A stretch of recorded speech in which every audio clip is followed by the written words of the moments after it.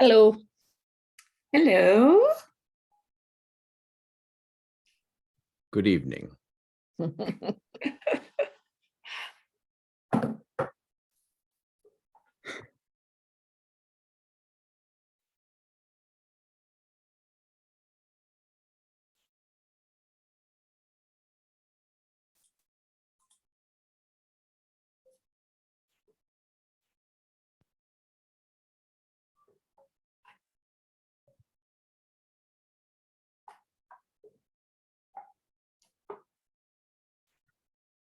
Good evening, everybody. Hello. Hi, Miriam. Welcome, Miriam. Miriam, what was that code that you sent us? Is that you sent us some code, some mysterious code. I was trying to activate the forwarding for the CPC email, and it said if it doesn't work, try forwarding this code. So that's what I did. It didn't work. We got a code. We We wasn't got sure. the code. We thought maybe it was a Shopify code. You guys should have explained something. Have you received any of the CPC emails at all? No. Nothing after you did that? No. I don't know. I thought I fixed it because I had added you to the list, but then I also had to set up a filter to forward it. And, Oh, yeah. So I changed that. So I thought we can fix it. We can address this after the meeting. I don't know why that's happening. Let's see here. 1, 2, 3, 4, 5, 6. We have a quorum. And it is 1 minute after 7 o'clock. So in the interest of respecting everyone's time, I think we should get started. This meeting of the Shutesbury CPC is convening virtually. All the participants participating virtually, remotely. Elaine Pulio. Did I say it correctly this time? Yep, it's close enough. Please correct me. My name, with my name. Paleo. It's Leo. I say Paleo. Some people say Pulio. Leo. That's okay. Potato, potato. Leo. Well, Pangallo. I got it. Like this is I'm horribly embarrassed. Some people say, hey, you. Rita Farrell, Miriam DeFont, our newest member, Henry Geddes, and Alan Hansen, all participating remotely. The first item on the agenda is to review and vote on the minutes of the January 23rd meeting. Do I hear a motion? So moved. Second. Any discussion?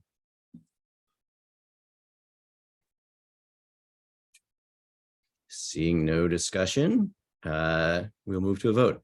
Puleo, Abstain. I was not here. Farrell, Aye. DeFont. Sorry, Miriam, you're muted. Abstain. Hansen, Aye. Geddes, Aye. Pangallo, aye. All right, moving on to item 2 on the agenda. Those of you on the committee will be aware that our deadline for the applications this year for grant applications was January 31st due to a confusion involving meeting with the Leverett CPC and swapping some dates around in his brain. The application from the Amherst Regional Public Schools for the ARHS Track and Fields project came in on February 2nd instead of on January 31st. And we need to approve as a committee an extension of 2 days for their application.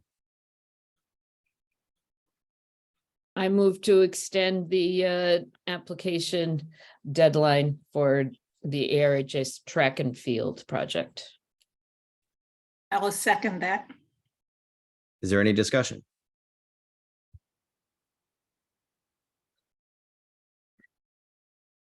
Seeing no discussion, we will move to a vote. Puleo, Aye. Farrell, Aye. DeFont, Aye. Hansen, Aye. Geddes, Aye. Pangallo, aye. All right. Let us move on to item 3 on the agenda. The historic grade. So this is a discussion of applications for funding this year. The first of these, we're going to take these in the order in which we received them as a committee. The first being the historic gravestone restoration project at West Cemetery. I'm going to open the Hey, floor. could I ask you a question? Yep. This is just a point of order. What is our goal tonight? Are we just doing an initial review? Are we voting? When are we going to be voting to approve the projects? So it's sort of like a three-part process here. This meeting is intended really for members of the committee to ask questions, to get clarifications really from the applicants. And then our subsequent meeting in March will be for a public hearing for members of the community to share their views with the committee about these applications. And then our next meeting after that, prior to drafting the warrant articles, will be that's when we would vote on these. So right now, this is sort of purely informational. Correct me, any other members of the committee if I'm wrong, because again, this is my first. That's right. That's correct. All right, so we will start with any discussion or questions for the applicants for the historic gravestone restoration at West Cemetery project. I believe there's a couple of members from the Cemetery Commission with us, Susan and Walter. I thought it was a great application, and I don't think I had seen all those pictures before, but I went through and that was pretty phenomenal. The transformation on those headstones is just amazing. It's just amazing. So it's pretty exciting to think about doing 40 more there because they look great. It seems like it was a thorough proposal, and I think it makes sense to do it in 2 stages too. So I don't have any. I fully agree with that.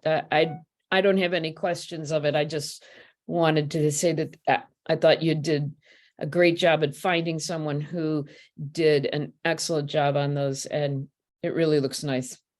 It's really, I appreciate that you're doing that. Yeah, we should figure out some other way to highlight that because I don't know. Mhm. I know something, I think Linda said she put it on the cover of the town report, but I think, showing a few of them really has some impact, the before and after too. So I don't know how we can do it, but. What is that that newspaper, that free newspaper that we get that? Oh, nobody- the reminder? The reminder. I mean, they pick up stories like that, Yeah. and they would put something like that on the front page. I think that would be a nice thing to do if you on the commission there would be interested in doing that. I think that would be great. Another would be uniquely Quabbin, Yep. because they cover historical preservation issues. Right, and we've actually had a story written when we did the last workshop, where there was a headstone that was actually found in a basement of a house out on the Cape, but somewhere in Barnstable County, that was actually belonged in the West Cemetery. It was the son of a couple. It was back in the 1800s, and through a series of events, it found its way back here and got reinstalled in the cemetery. So they did a story on that. So I'm sure they'd be willing to do stories on more of the restoration too. Nice. Who is that you said that did it? Did the restoration? Her name is No. Did the story? Uniquely it was Quabbin? I think it was uniquely Quabbin, or it was in the because it was through the North Quabbin Historical Society. I think they had somebody from the uniquely Quabbin write the article, because it followed it from the finding of the headstone in Barnstable County to its reinstallation and reunition of it was a young child, infant child, to the parents. So Nice. I wonder if I mean, we had talked at the previous meeting about a tour for the CPC committee about just for the members of the CPC to see the work that was done, but I actually wonder about public programming to highlight to highlight the importance of this kind of restoration work in the cemetery, because I know from walking through there the difference between stones that are treated and the stones that are not is radical. Yes, We also had some pictures, I think it was in the town newsletter, last year? Do you remember, Mhm. Walter? So last year, or the year before? Yes, Before I and think after. so. Yeah, Yeah, I think they were, well, it was on the cover of the town report, as Susan had said, and I'm not sure if it got into any other, if it got, oh, I guess there was a couple of them in the town newsletter, but yeah, I think it did. They just never come out as clearly, Alan, in the no. newsletter as like those pictures that you put with the report were so sharp. So, yeah, but I think a walking tour would be really fun. Mhm. And maybe we could get somebody who knows a lot about some of those families, some of the people in the cemetery to lead it. So think of candidates. I I had, think we'd be happy to follow up on all those suggestions. great. I have two quick questions. The first, I think I probably already know the answer to this. In the section on the application on goals about how success will be measured, it says when the gravestones have been properly conserved. And I just wanted to clarify that the standards that are used to determine properly by this particular professional are aligned with the Secretary of the Interior's historic preservation guidelines and Yes, they are, Matteo, and she indicates that in Appendix F1, I think it is, which is the introductory letter she wrote about what she was going to do. Yeah, she says all work shall be performed in accordance with the American Institute for Conservation's Code of Ethics and the Secretary of the Interior standards. Right. And she does restoration not only just in this area, but she's traveled all over the eastern part of the country, down south and all that, doing restoration work all over the place in some very, very historic sections of the country too. Yeah, I looked at our website. The range of places that she's worked is impressive. I was a little disappointed to see Shutesbury wasn't front and center in her list. But my other question, and maybe this is something that I guess Joan can answer, is so in the letter from the Friends of the Historical Commission, it says that they could offer nominal support or funding, and it's not listed in the other sources of funding. I'm wondering if there's any dollar amount attached to that or not yet, or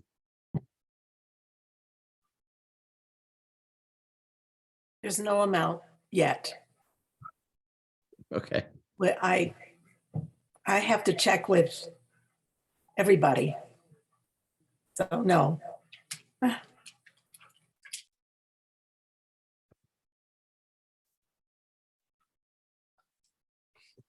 So in response to that also is whatever we don't get from other donations will be covered by the Cemetery Commission through our expendable trust fund. Do you know, I suppose this is probably an impossible question, Walter or Susan, to answer, but we had discussed at a previous meeting about this idea of, doing this work in stages. And I know that only half of the identified stones are being addressed in this project. Do you have a sense of how far out the next phase would occur? Are we looking at 2 or 3 years, or are we? I think honestly, whenever we could get the funding, it was just kind of to divide it up rather than coming to you guys and saying we need, 20,000 or 22,000, is to say, let's take this off in manageable bites. The amount of work is not a problem for her. I mean, if the money was there, she could go through and do everything. It's just, what we can afford to do in manageable bites. And if this looks, if we start getting, this is something we can talk about in our meetings too, is if we start promoting this and what's been done, maybe we might be able to get some other funding or some fundraisers or something like that to help out in future projects. Because right now our money that we get in our expendable trust fund comes only from the sales of the lots. And those prices historically have been very, very low. We've just recently raised them in the last year or so, which has helped out tremendously when it comes to having to buy a new mower or something that, several $1,000s. It's helped out a lot, but I don't think it's enough to be able to sustain this, and take on the whole project. So, but as for your question, as soon as we can, get funding again, now that we've got the system down and how to do it and the people to do the work, it can happen in a much more timely fashion. Great.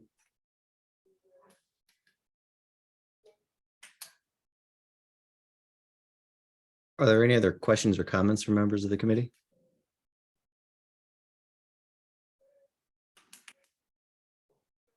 All right, well, thank you very much, Walter, Susan. We'll move on to item 3B on the agenda then.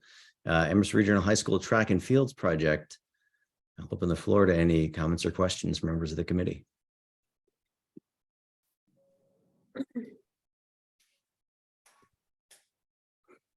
So I have a question. Of course, there's been a lot of back and forth and a lot of information being sent to us by other communities about the track surface and the surface of the field, and that many people do not want it to be artificial. And I wonder where we are with this as considering it with artificial turf. I know we discussed how we, correct me if I'm wrong, Rita, that you mentioned that we cannot fund That's artificial turf. correct. Yeah, And the so CPA funds cannot be used for artificial They turf. cannot. So, Cannot.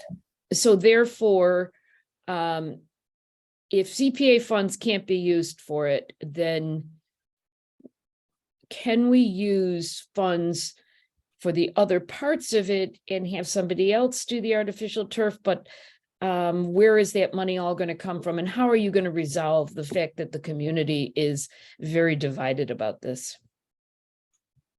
If I may. Mhm.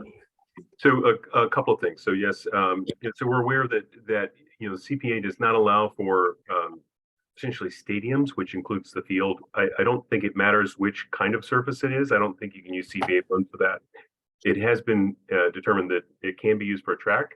So the CPA funds, whether from you or from any of the other communities, would have to be limited to those things which are CPA eligible in that regard. And so, we'll have to do the accounting and demonstrate to each of the member towns, as well as the state, that the CPA dollars were used in the appropriate way and in compliance with the Community Preservation Act. So that's one piece. I think on the other couple of pieces, school committees made their vote and they moved specifically ahead with an artificial surface. I think there are a lot of different options with regard to that. I think we're still in the early stages of understanding all we can or know or will know about those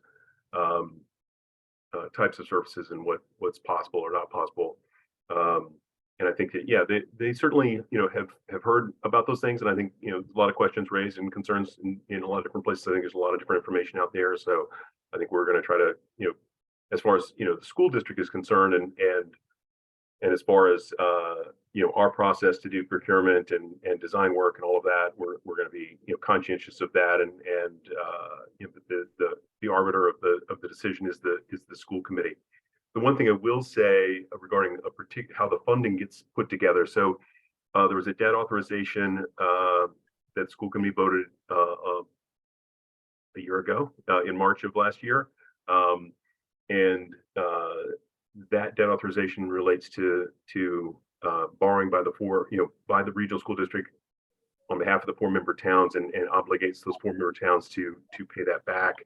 And as part of the requirement, when you do borrowing for a school district like that, you have to state the project very precisely.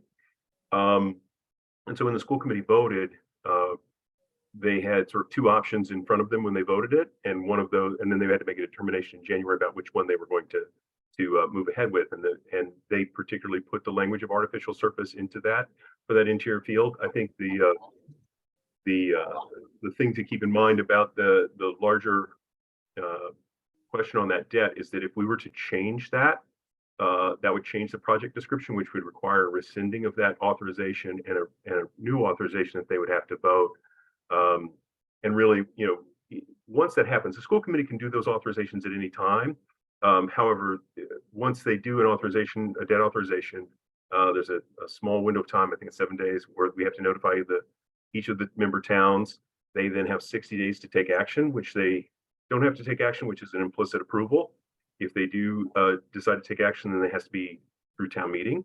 And so that's part of why we try to, whenever we do a debt authorization, whether for a track or anything else, we try to cycle it so that we match it up with the annual town meeting cycle of each of the towns, so that we can, if they choose to put it onto their agenda and have the full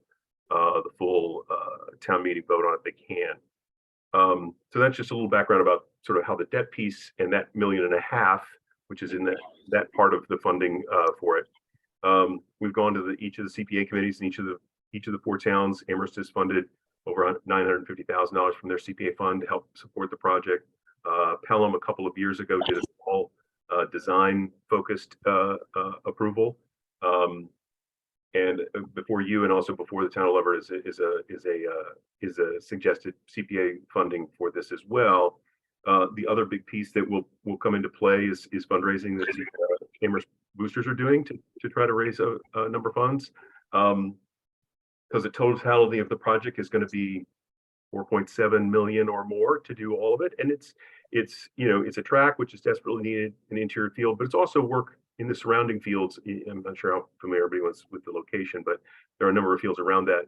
There'll be some surrounding field work there, so that those fields remain and are more capable for use in athletics and PE classes and that sort of thing. But then it also prepares those for some additional future improvements as well. So it's a big, complex project with a lot of different pieces to it, and a complex funding structure. And so there's a fair amount of money that's going to be raised through donations and gifts. The boosters are doing, to my understanding, a pretty good job of that. They've demonstrated the school committee some level of funding that they have. There's more that's going to need to happen to fully, realize the project. And the other thing I'll say just about that is, as a school district, we can't, and towns, this is the same true for a town as well, is that you can't contract with anyone if you don't have the resources. So if, depending on how much money is available, will limit or not limit or set constraints upon how big or what kind of project it ends up being. So that will be another factor as we move forward, is we can't commit to contracts with either designers or builders or anyone beyond what our actual sort of cash in hand or authorization is. And so that's another piece relative to the size and scope of the project that will be determined as raising efforts continue. So I hope that kind of paints a little bit of the picture there, as far as how the funding fits together and some of the other sort of pieces to it. And hopefully that helps a little bit. Thank you. Miriam, you had a question or comment? Yeah, I got some questions. I'll just throw them out and then you can get to them in the order, whatever you want. One of my questions has to do with the in-kind donations that are being proposed by the Booster Club, and wondering how that works with procurement. If you're getting materials or services included in kind. So I'm wondering if you can speak to that. The other question I have is about the impact. I understand that Pelham's CPC did not vote to support this project, is my understanding, or perhaps only to fund design services, not construction. So wondering if all the towns are not all in, what the impact is on the budget and for the potential for any future comebacks to the towns for additional expenses, whether you foresee a possibility that there would be shortfalls, especially with that factor, and also the fact that there's some inflation adders that have to be factored in. And then I guess the other question I have, maybe we'll get to this later, is just speaking to the fact that I'm aware that 2 of the boards of health for member towns have not supported this project, and wondering in light of that, whether there's been any consideration of asking the regional school committee to reconsider the option to pivot to option 2. Thank you.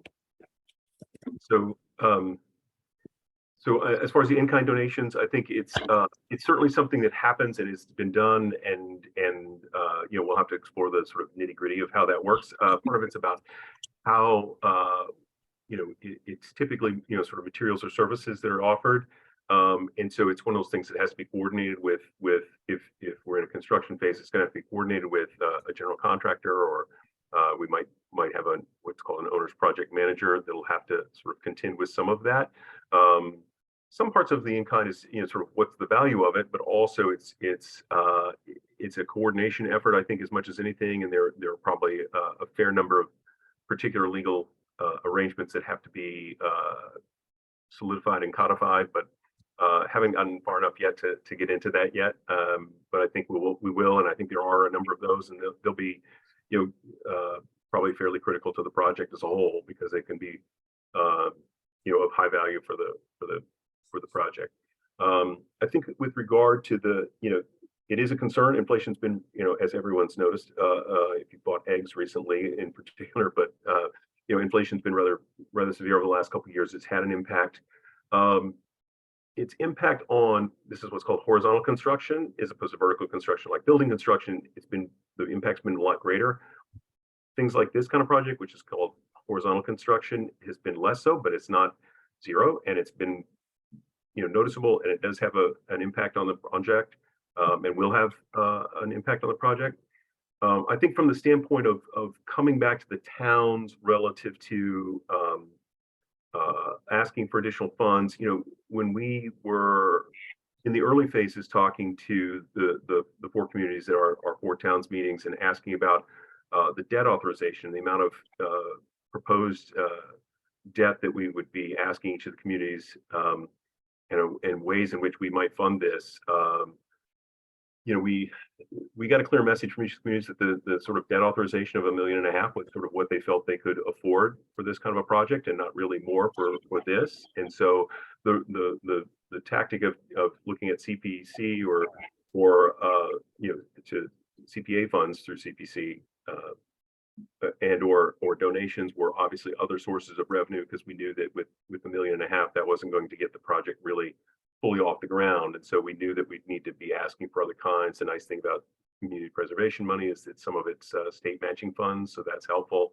But again, it's each community's decision about how to use their CPA funds, whether they can, whether they don't want to, whether they're comfortable with that, what constraints they might want to put on it. I you know, respect those decisions, and I think we all do. And I think that that's for your board and subsequently your town meeting to decide what they, you know, prefer, or what they're willing to fund or not fund in that regard. I think I would say with Pelham in the CPC, I quite frankly was a little disappointed. I'll be frank here and say I was a little disappointed, because I hadn't even had the opportunity to even submit an application, and they voted, which I thought was a little premature in some ways. I don't know that it would have changed anyone's mind, so it may not have mattered in the end. So I won't take, you know, strong offense or anything like that. I just was a little frustrated that they kind of circumvented their process and took a vote before applications were even due. But I think regarding the question of Board of Health, I think there's some you know, there's some legitimate concerns that boards of health have, and understandably so. There's also some complex hydrology underneath that area of town in Amherst. There's the Tan Brook, which is culverted underneath that we'll have to be careful about as well. So there are some things there that we have to contend with, and will impact our costs. I think that the school committee has heard the concerns about the artificial surface, as far as, you know, the runoff and questions around that. I think there are some options that are hopefully going to be good avenues to pursue relative to that, and limit or reduce or perhaps even prevent any of that from being an issue. But we'll you know, play that out through the design process.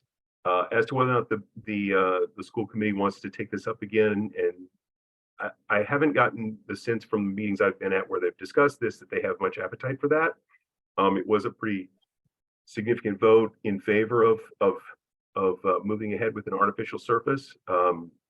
So I don't know, and I think it's certainly, you know, as each of the member towns, they can certainly, you know, make that query of the school committee and ask them to reconsider their actions and their vote. So that's a process there that can be explored certainly, but I don't know how I would, and this is just from my seeing their discussions firsthand and listening to them and the nature of the vote that they had. I'm not sure they're going to change their mind relative to the totality of the project, but it may be different now. It's been a month or two since we've talked about it, so actually almost 2 months now. So I hope that helps paint a little bit of the picture there and some of how it's going to work. I'm not sure I finished the point about coming back and asking towns for money.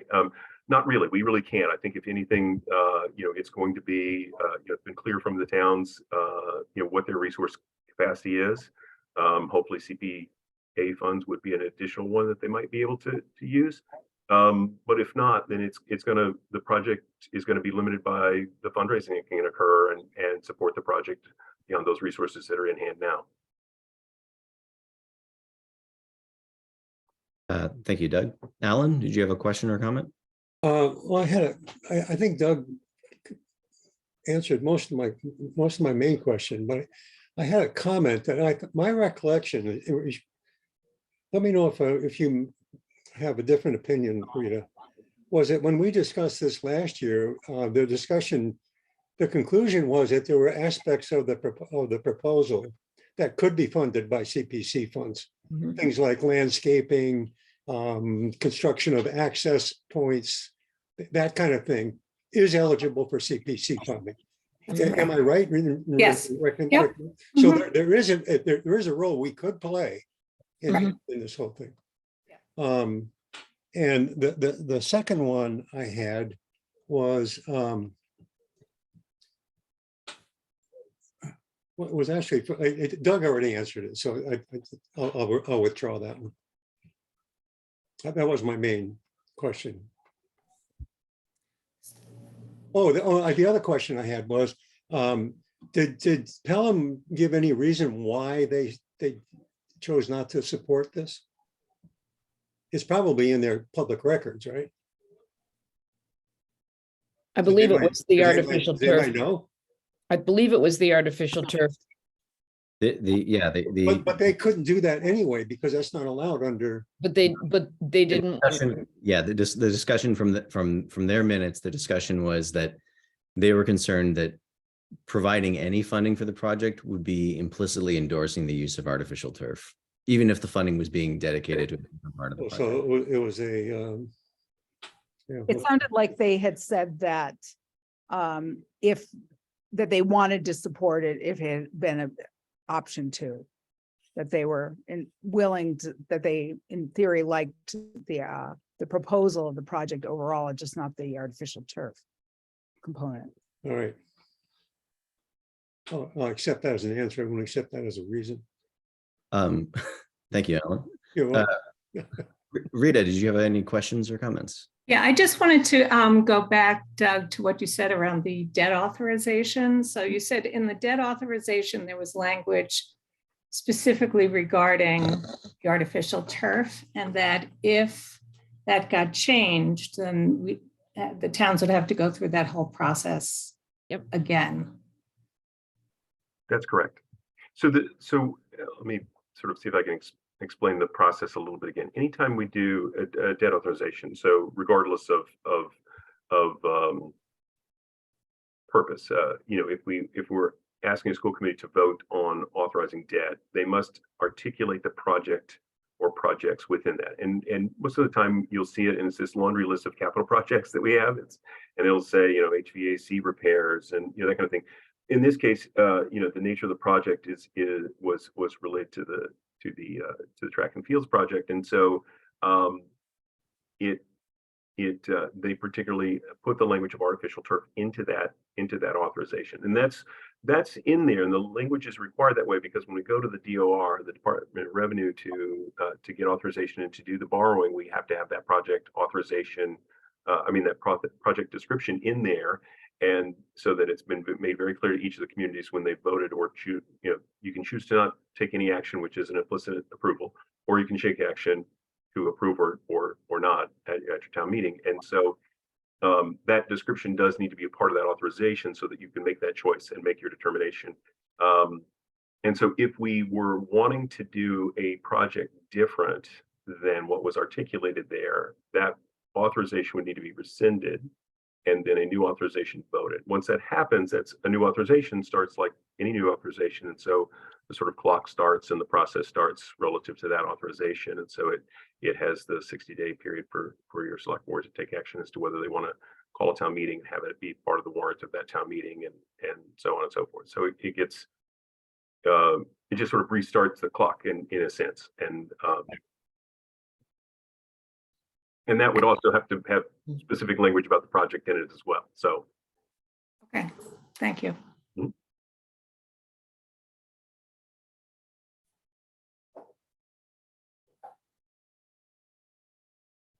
Are there any other questions or comments, Henry?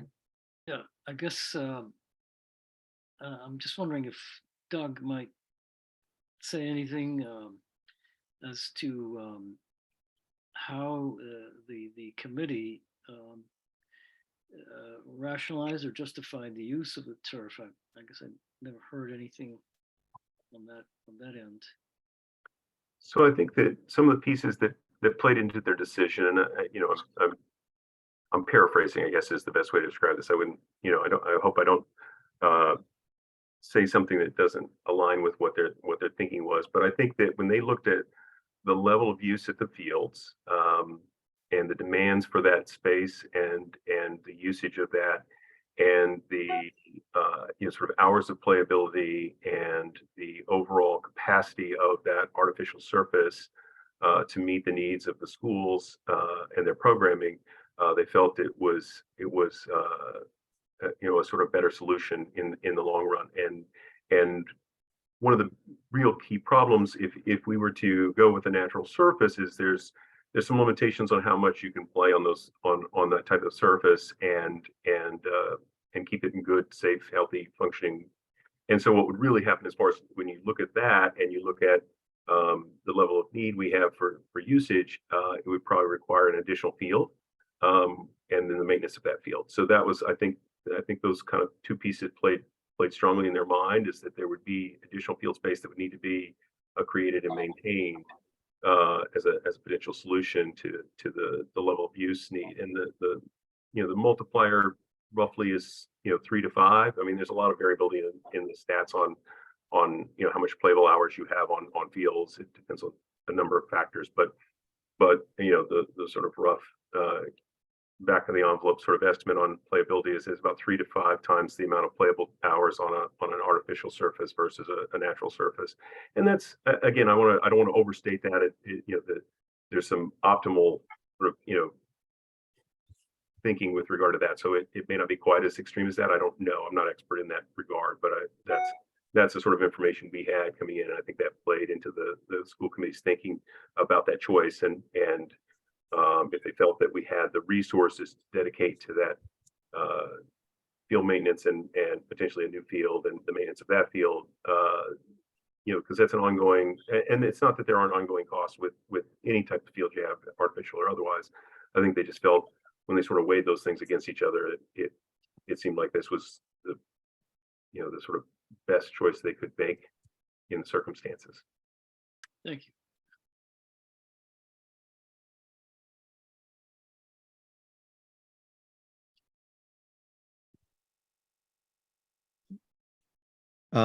So today's meeting, this is in response to Rodney. I see that your hand is up. Today's meeting is an opportunity for the committee to address the applicants, but we will be holding a public hearing for members of the public at our March meeting to raise concerns and questions for the applicants. So I apologize. Rita.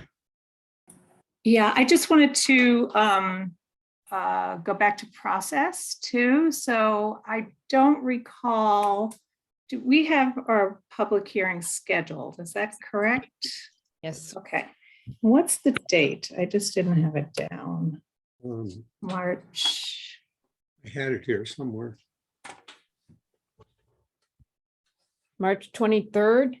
Yeah, sounds right. The That public hearing is March 23rd. That's correct. And I believe when we've done this before, we have voted that same, we've had the public hearing and then voted the same meeting. Is that what we had decided? That's the way we've been doing it. Okay. I have a Concom meeting that night. I'll have to see if we can reschedule the Concom meeting, I guess. See if we can get an alternative date for that.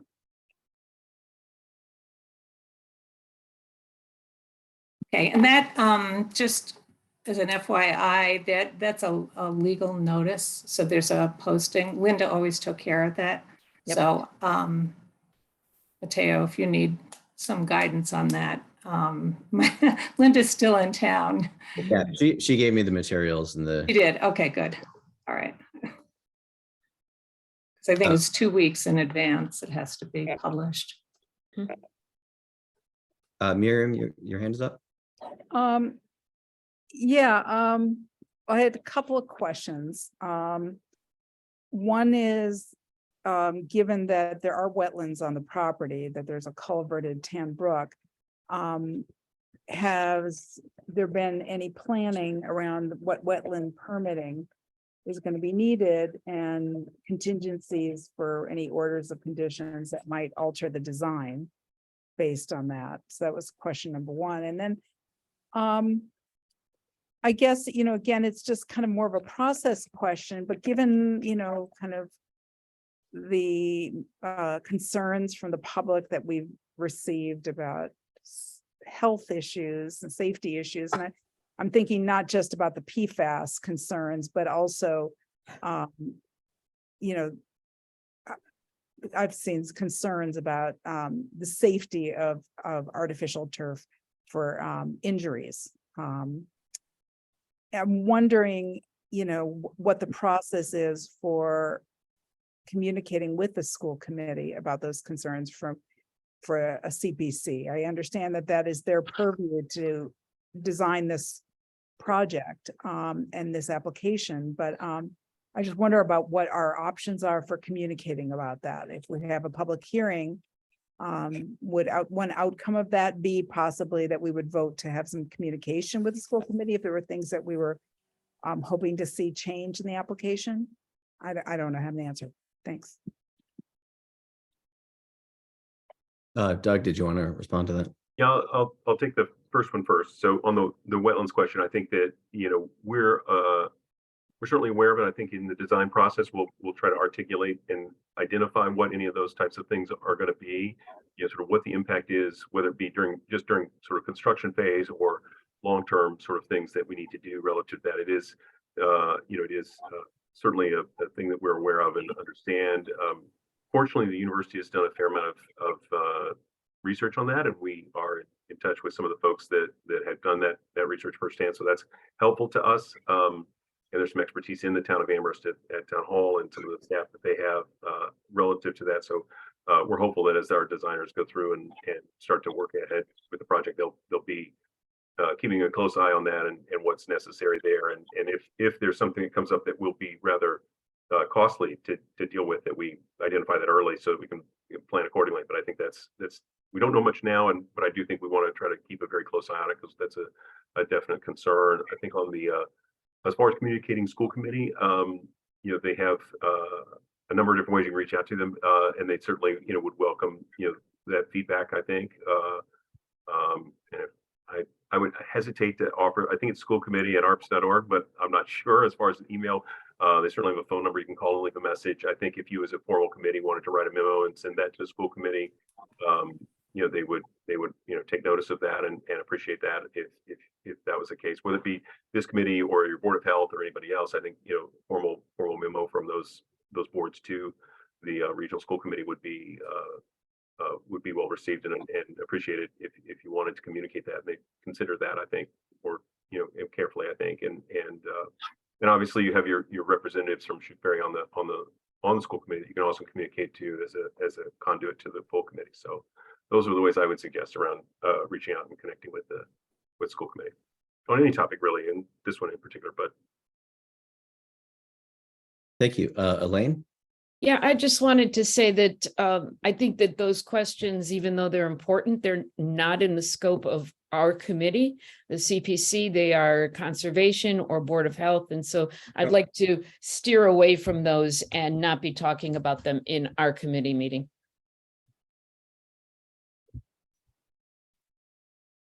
Alan, you had your hand up earlier. Yeah, I agree with Elaine. This is outside our scope of responsibility, I think.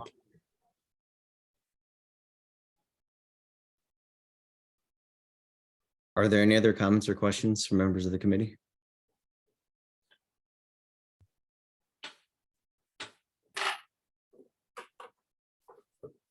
Okay.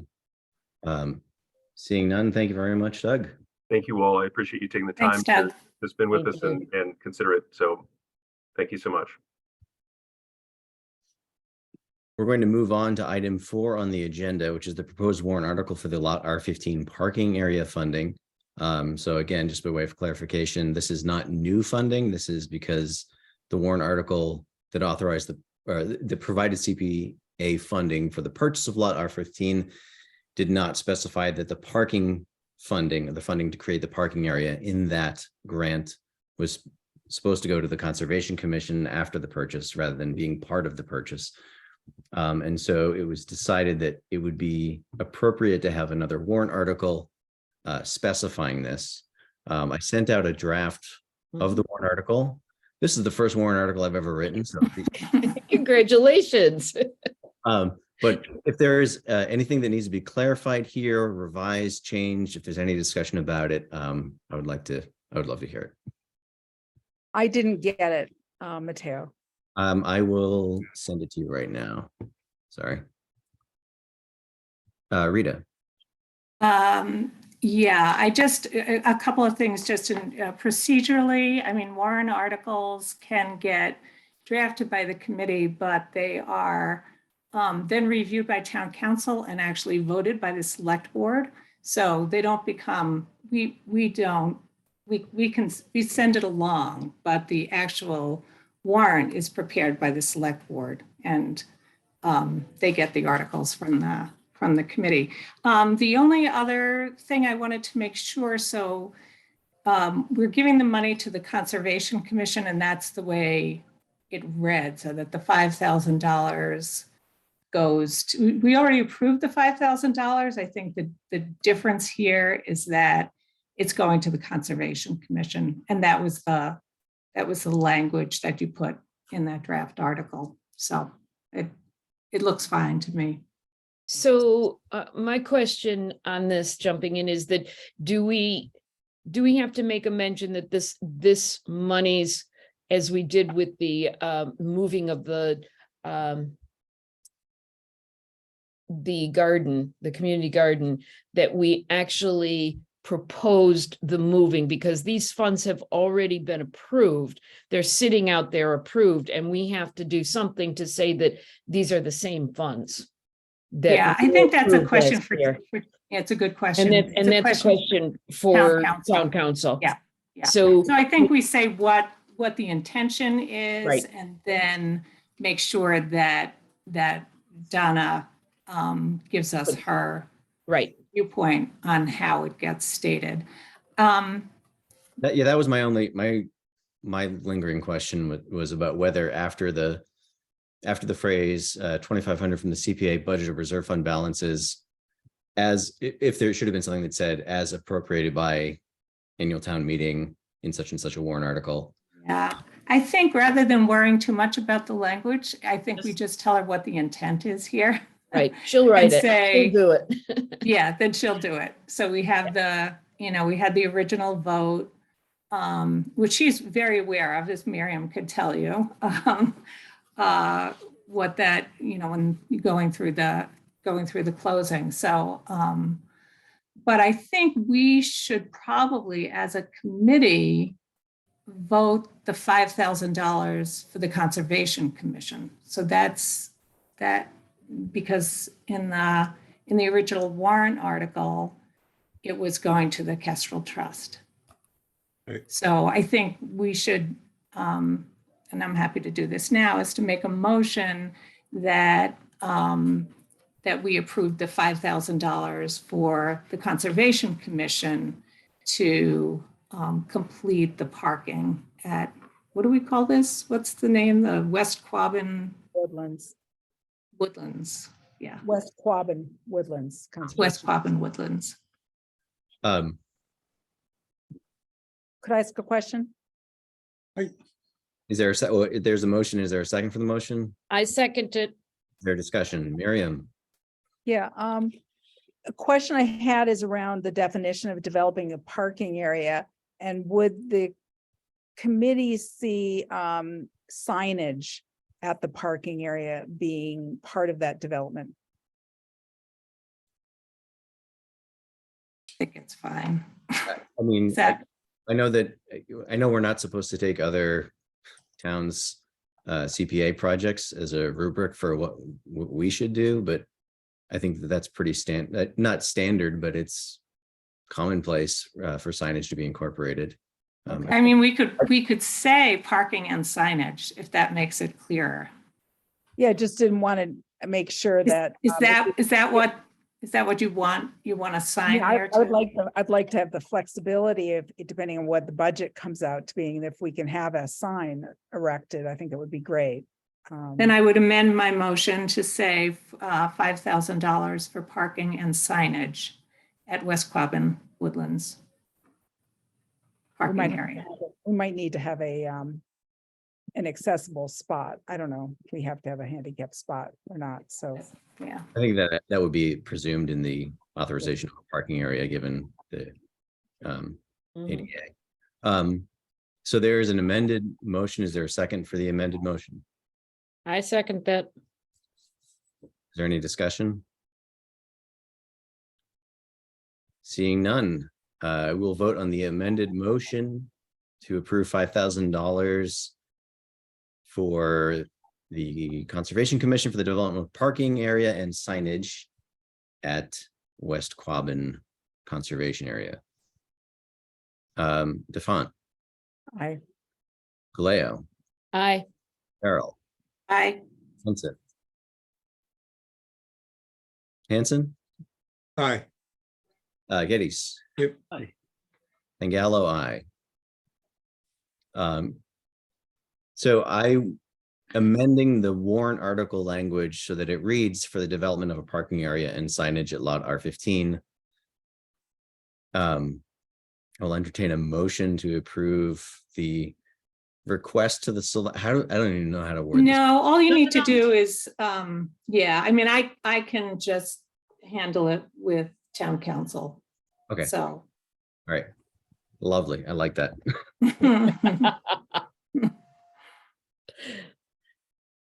All right. If there is no further discussion on that item, let us move on to the proposed warrant article for rescinding the Lake Wyola North Cove project grant. So by way of history, this is so the Lake Wyola Cove project was approved in 2018. Nothing happened for 5 years. I've repeatedly reached out to the Lake Association. I also contacted the Lake Wyola Advisory Committee, who told me to contact the Lake Association. The person who proposed the project is no longer living in town, and the Lake Association has not responded. We currently, as of last year, have adopted a 3-year Mhm. timeline for projects before the grant is automatically terminated. There was no such grant agreement in place when this was authorized, so we need to make a separate request to the town to rescind this grant, so the money can go back into its appropriate fund. what was the grant? What was it for? It was towards some engineering, Miriam. It was for looking at that. dredging the North Cove. It was for an engineering study for dredging the North Cove and restoring the stream that feeds it to its original flow level. No, I went after him for a couple of years too, but and nobody there seems to be at all interested in it anymore. I mean, It's- it's something that needs to be done, but somebody needs to take Yeah, on. somebody needs to take it. Nobody wanted to take it.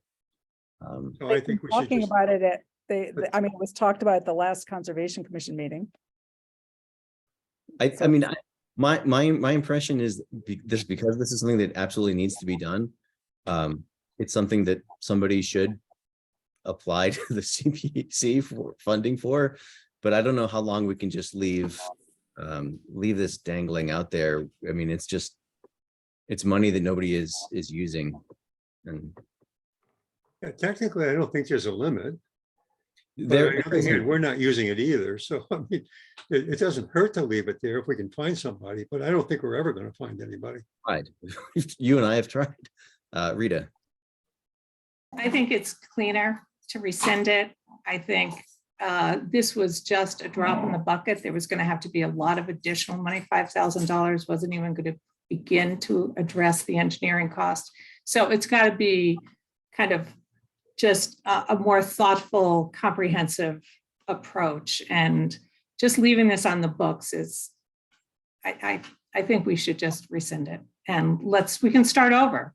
We would certainly tell them if somebody was home and, is taking responsibility, we'd be happy to entertain another application.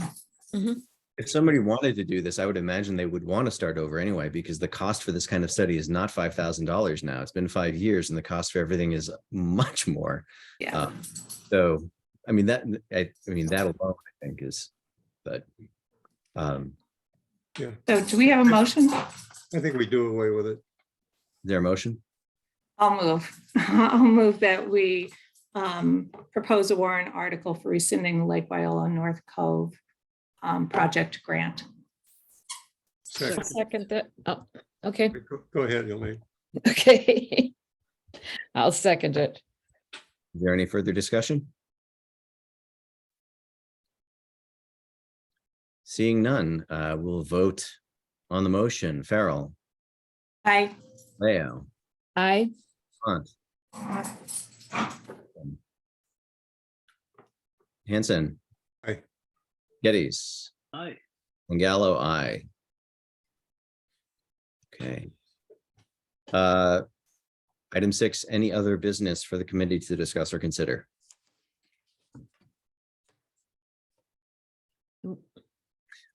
Rita, I want to jump back to something you mentioned during the conversation with Doug about the schedule for our meetings. Mhm.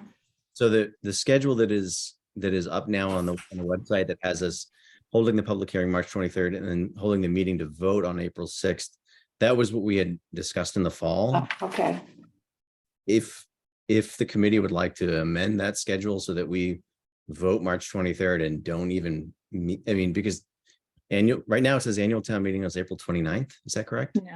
No, It's May was 20th. changed May 20th, but at Tuesday night's meeting, we're actually talking about possibly moving it even a little bit later. Really? Yeah, just because of conflicting schedules of some key participants.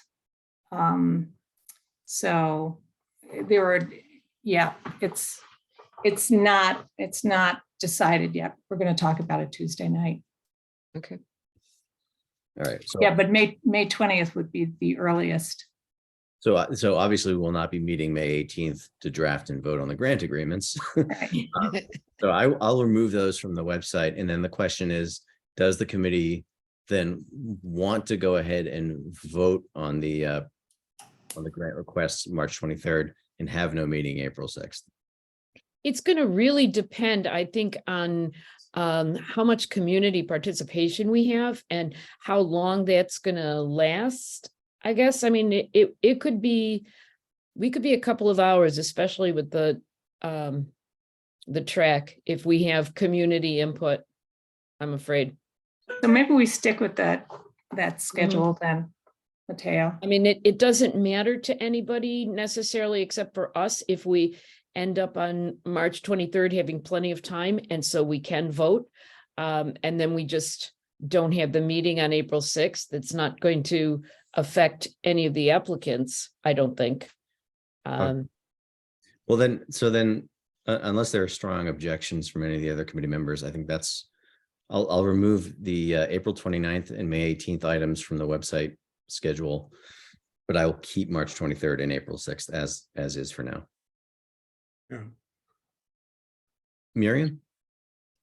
Yeah, I was just wanted to know if you would if I could review the conversation I had with Preservation Massachusetts about the guide board project.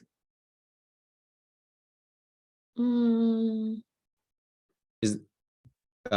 is about the Do you want to tell us a little bit more about what that was, or? I think that we shouldn't do this before Yeah, it it's goes not to on the the select agenda. board. No, it's not on the agenda. I think it's too big of a thing, and it's also, it is going to the select board, so I think we should let that happen first.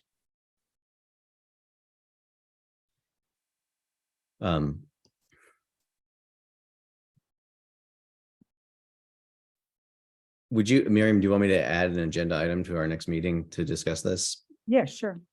All right. It is 8 o'clock. Is there a motion to adjourn? So moved. Is there a second? Thank you, Henry. There's a motion to adjourn. Farrell, Aye. Leo, Aye. Hunt, Aye. Hanson, Aye. Geddes. Aye. Hi. And Gallo, aye. That's it. Have a good night, everybody. Stay warm. All Good right. night. Yeah, Take good care. night. Don't fall on the ice. Yeah.